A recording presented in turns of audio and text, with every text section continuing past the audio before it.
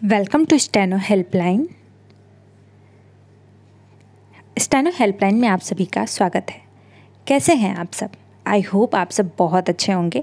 और सुबह जो डिक्टेशन अपडेट किया था हमने आरपीएससी प्रीवियस एग्ज़ाम डिक्टेशन के, वो आपने लिखा होगा। और अगर नहीं लिखा है तो आप जाके लिखें।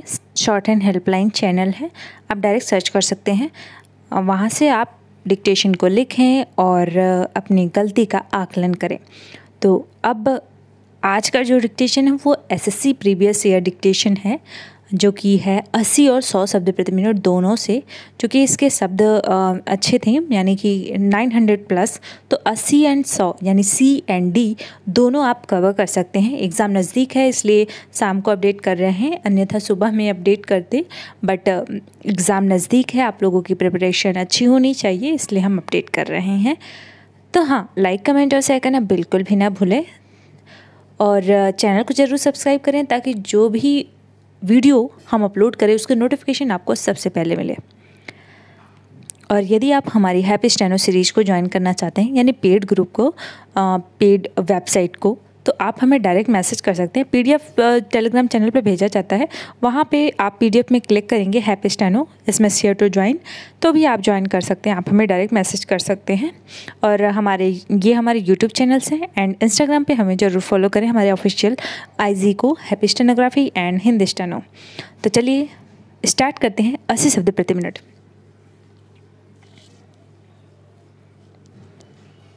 बात कर लेते हैं एग्ज़ाम की। तो इसे भी आप एकदम एग्ज़ाम की तरह ही समझिए, बिल्कुल डिस्टर्बेंस नहीं। बीच में मिड रोल ऐड बंद कर रखा है, यानी बीच में ऐड बिल्कुल नहीं आएगा। तो आप लिखिएगा, बिल्कुल भी रुकिएगा नहीं, पेंसिल को दोनों तरफ से साफ कर लीजिएगा। और हाँ, एग्ज़ाम के लिए नोटिफिकेशन आपके लिए ये है कि जो भी अच्छी पेंसिल होगी उसे पहले से साफ करके रख लीजिएगा और वहाँ पे काम आएगी तक, क्योंकि होता ये है कि पेंसिल आजकल बहुत ख़राब आने लगे हैं। तो जो भी अच्छी पेंसिल आपको लग रही हो उसे आप एग्ज़ाम के लिए रख लीजिएगा और 2 पेंसिल को साफ कर लीजिएगा, या फिर एक ही पेंसिल को दोनों तरफ से साफ कर लीजिएगा। और इमरजेंसी के लिए एक एक्स्ट्रा पेंसिल रखिएगा। कॉपी तो वहाँ पे मिलेगा ही, उस पर ही लिखना है, बिल्कुल घबराना नहीं है। और जैसा आप यहाँ टेस्ट देते हैं वहाँ पर भी वैसे ही टेस्ट देना है। All the best all of you. Start करते हैं। स्टार्ट होगा 3 सेकेंड बाद। स्टार्ट। अध्यक्ष जी, भारत एक कृषि प्रधान देश है, परंतु कुछ वर्ष पहले तक हमारी कृषि व्यवस्था पूर्ण रूप से विकसित नहीं थी और हम अपने देश के लोगों के लिए पर्याप्त मात्रा में अन्न का उत्पादन नहीं कर पाते थे। हमें विदेशों से अनाज खरीदने की ज़रूरत पड़ती थी, लेकिन अब चीज़ें बदल रही हैं। हमारी जनसंख्या का 70 से 75% भाग कृषि पर निर्भर करता है। हमारे देश की आय का सबसे बड़ा स्रोत है। स्टॉप। हमारी अर्थव्यवस्था कृषि पर आधारित अर्थव्यवस्था कहलाती है। स्टॉप। इन सब बातों को देखते हुए मुझे लगता है कि कृषि के विकास के लिए हमें और भी बहुत कुछ करने की ज़रूरत है। महोदय, आज हम इतनी मात्रा में अनाज का उत्पादन कर रहे हैं कि हमारी ज़रूरतें पूरी हो सके, परंतु यदि हम अधिक अन्न उपजाकर अन्य देशों को निर्यात करने की स्थिति में आ जाते हैं तो यह हमारे लिए गर्व की बात होगी। कृषि मंत्रालय की रिपोर्ट के अनुसार पिछले कुछ वर्षों से हम सीमित मात्रा में अनाज का निर्यात भी कर रहे हैं, जो निश्चय ही संतोषजनक है।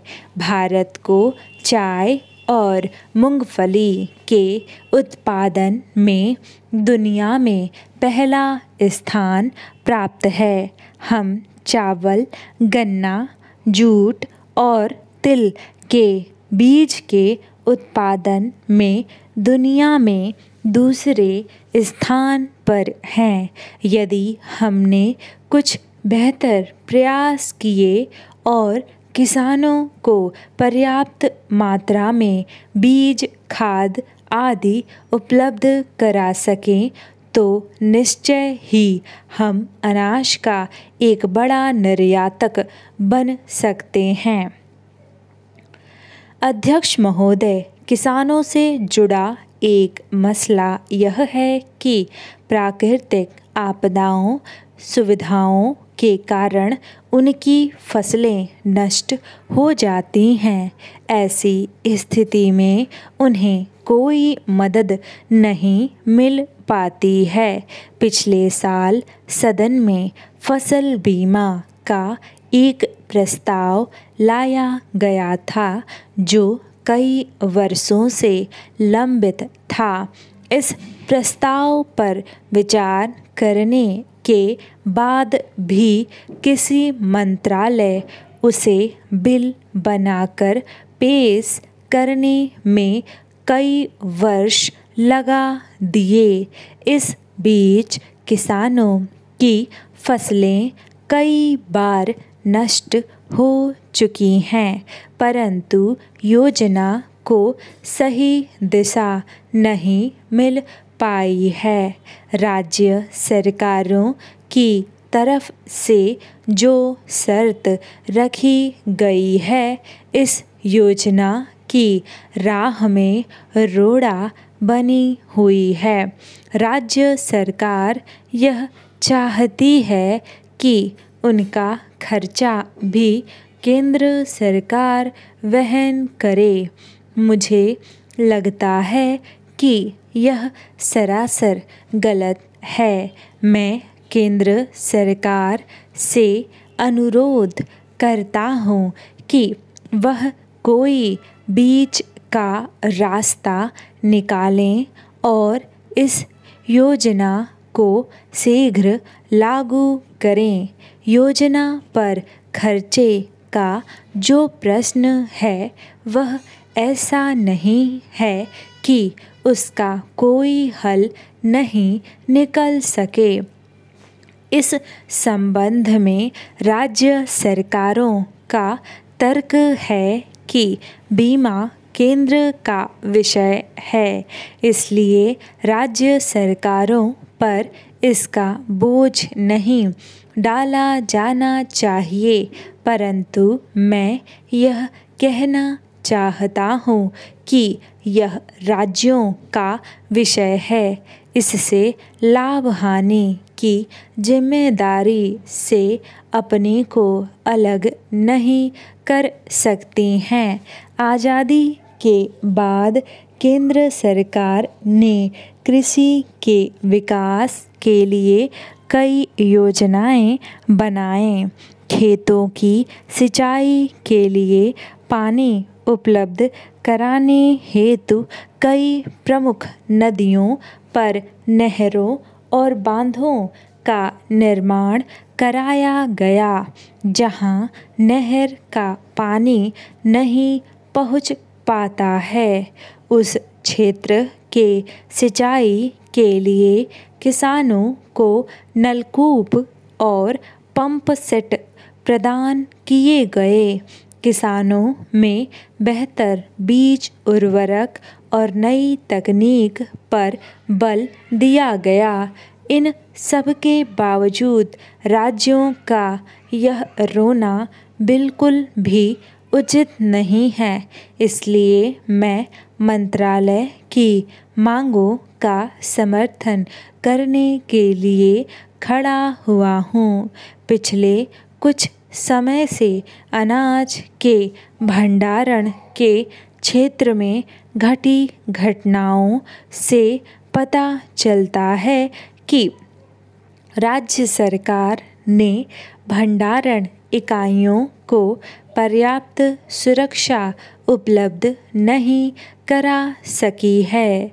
आज जहां विश्व का प्रत्येक देश खाद्य सुरक्षा को लेकर चिंतित है, वहीं हम इतनी लापरवाही से काम ले रहे हैं। मुझे इस बात की चिंता है कि पिछले कुछ सालों के कामकाज को ध्यान में रखते हुए संसदीय समिति ने जो रिपोर्ट प्रस्तुत की है, उसमें अनाज के गोदामों की व्यवस्था पर प्रतिकूल टिप्पणी की गई है।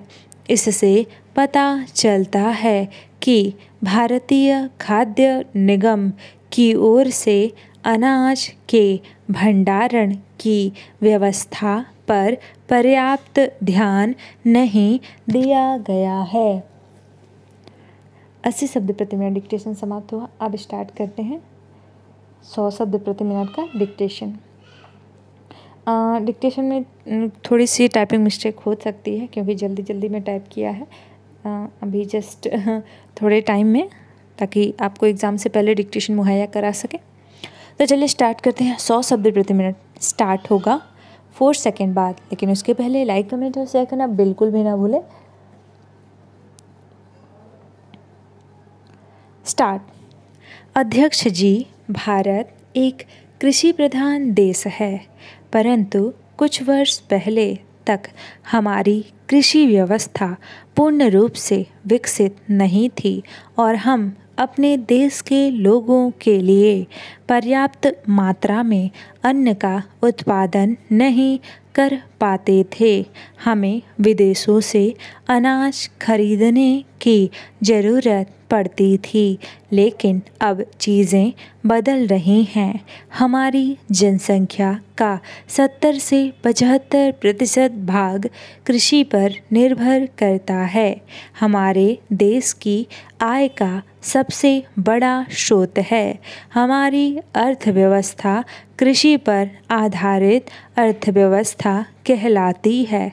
इन सब बातों को देखते हुए मुझे लगता है कि कृषि के विकास के लिए हमें और भी बहुत कुछ करने की ज़रूरत है। महोदय, आज हम इतनी मात्रा में अनाज का उत्पादन कर रहे हैं कि हमारी ज़रूरतें पूरी हो सकें, परंतु यदि हम अधिक अन्न उपजाकर अन्य देशों को निर्यात करने की स्थिति में आ जाते हैं तो यह हमारे लिए गर्व की बात होगी। कृषि मंत्रालय की रिपोर्ट के अनुसार पिछले कुछ वर्षों से हम सीमित मात्रा में अनाज का निर्यात भी कर रहे हैं, जो निश्चय ही संतोषजनक है। भारत को चाय और मूंगफली के उत्पादन में दुनिया में पहला स्थान प्राप्त है। हम चावल, गन्ना, जूट और तिल के बीज के उत्पादन में दुनिया में दूसरे स्थान पर हैं। यदि हमने कुछ बेहतर प्रयास किए और किसानों को पर्याप्त मात्रा में बीज, खाद आदि उपलब्ध करा सके तो निश्चय ही हम अनाज का एक बड़ा निर्यातक बन सकते हैं। अध्यक्ष महोदय, किसानों से जुड़ा एक मसला यह है कि प्राकृतिक आपदाओं सुविधाओं के कारण उनकी फसलें नष्ट हो जाती हैं। ऐसी स्थिति में उन्हें कोई मदद नहीं मिल पाती है। पिछले साल सदन में फसल बीमा का एक प्रस्ताव लाया गया था जो कई वर्षों से लंबित था। इस प्रस्ताव पर विचार करने के बाद भी कृषि मंत्रालय उसे बिल बनाकर पेश करने में कई वर्ष लगा दिए। इस बीच किसानों की फसलें कई बार नष्ट हो चुकी हैं, परंतु योजना को सही दिशा नहीं मिल पाई है। राज्य सरकारों की तरफ से जो शर्त रखी गई है, इस योजना की राह में रोड़ा बनी हुई है। राज्य सरकार यह चाहती है कि उनका खर्चा भी केंद्र सरकार वहन करे। मुझे लगता है कि यह सरासर गलत है। मैं केंद्र सरकार से अनुरोध करता हूँ कि वह कोई बीच का रास्ता निकाले और इस योजना को शीघ्र लागू करें। योजना पर खर्चे का जो प्रश्न है वह ऐसा नहीं है कि उसका कोई हल नहीं निकल सके। इस संबंध में राज्य सरकारों का तर्क है कि बीमा केंद्र का विषय है, इसलिए राज्य सरकारों पर इसका बोझ नहीं डाला जाना चाहिए। परंतु मैं यह कहना चाहता हूँ कि यह राज्यों का विषय है। इससे लाभ हानि की जिम्मेदारी से अपने को अलग नहीं कर सकती हैं। आज़ादी के बाद केंद्र सरकार ने कृषि के विकास के लिए कई योजनाएं बनाईं। खेतों की सिंचाई के लिए पानी उपलब्ध कराने हेतु कई प्रमुख नदियों पर नहरों और बांधों का निर्माण कराया गया। जहां नहर का पानी नहीं पहुंच पाता है, उस क्षेत्र के सिंचाई के लिए किसानों को नलकूप और पंप सेट प्रदान किए गए। किसानों में बेहतर बीज, उर्वरक और नई तकनीक पर बल दिया गया। इन सब के बावजूद राज्यों का यह रोना बिल्कुल भी उचित नहीं है। इसलिए मैं मंत्रालय की मांगों का समर्थन करने के लिए खड़ा हुआ हूँ। पिछले कुछ समय से अनाज के भंडारण के क्षेत्र में घटी घटनाओं से पता चलता है कि राज्य सरकार ने भंडारण इकाइयों को पर्याप्त सुरक्षा उपलब्ध नहीं करा सकी हैं। आज जहां विश्व का प्रत्येक देश खाद्य सुरक्षा को लेकर चिंतित है, वहीं हम इतनी लापरवाही से काम ले रहे हैं। मुझे इस बात की चिंता है कि पिछले कुछ सालों के कामकाज को ध्यान में रखते हुए संसदीय समिति ने जो रिपोर्ट प्रस्तुत की है, उसमें अनाज के गोदामों की व्यवस्था पर प्रतिकूल टिप्पणी की गई है।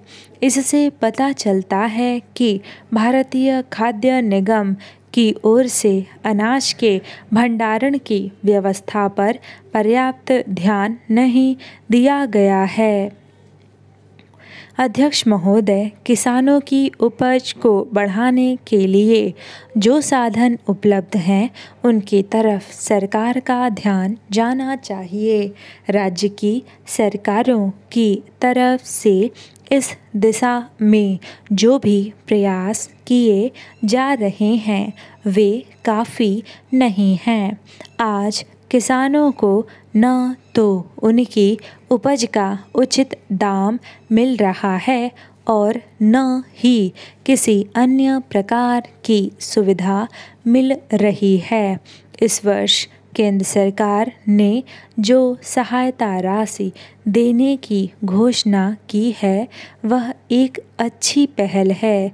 मैं इसकी सराहना करता हूँ, परंतु मुझे लगता है कि प्रत्येक तिमाही 2000 की मदद उनके लिए नाकाफ़ी सिद्ध होंगे। यदि यह सहायता राशि 2000 प्रतिमाह तक की जा सके तो उत्तम होगा। हो सकता है कि सरकार की मंशा इस दिशा में आगे बढ़ने की हो, परंतु आज जो परिस्थिति है, मैं उसके बारे में कह रहा हूँ। पूर्ववर्ती सरकारों ने यदि इस दिशा में कुछ किया होता तो आज न तो किसान आत्महत्या कर रहे होते और न ही उनकी इतनी बुरी दुर्दशा हुई होती। विलंब से ही सही सरकार ने इस दिशा में कदम आगे बढ़ाया है, तो इसकी सबोर से सराहना होनी चाहिए। किसान हमारे अन्नदाता हैं, उनको दी गई कोई भी सहायता बेकार नहीं जाएगी। वे उसे दोगुना तिगुना करके समाज को वापस करेंगे। प्रारंभ में मैं अन्न के भंडारण के बारे में कह रहा था और अपने संबोधन के अंत में मैं पुनः इस पर बल दूंगा कि सरकार को केंद्रीय भंडारण निगम की दशा और दिशा के बारे में भी सोचना चाहिए। यदि इस संस्था को दुरुस्त किया जाना है तो निश्चय ही किसानों को अन्न भंडारण की समस्या से निजात मिल सकती है। मैं एक किसान होने के नाते जिन जिन बातों को सदन के सामने रख सकता था उसे सदस्यों के सामने रखने की कोशिश की है। डिक्टेशन समाप्त हुआ। अब कुछ लोगों को ये डिक्टेशन इजी लग रही होगी, खास करके आरएसएसबी के एग्ज़ाम देने वालों को। तो हम ये बता दें कि आरएसएसबी का एग्ज़ाम का पैटर्न दूसरा है एंड एसएससी के एग्ज़ाम का पैटर्न दूसरा है।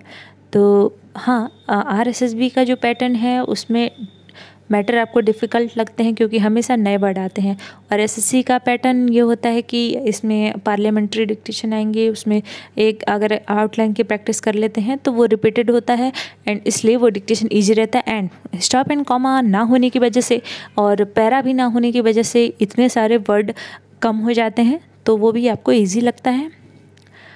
हाँ, खैर जो भी हो, आप अच्छे से तैयारी करें और अपनी तैयारी बिल्कुल सुनिश्चित करें कि आप इतने कम मिस्टेक कर रहे हैं। तो चलिए मिलते हैं नेक्स्ट वीडियो में। टिल देन अपना ख्याल रखिए, शेयर करना बिल्कुल भी ना भूलें।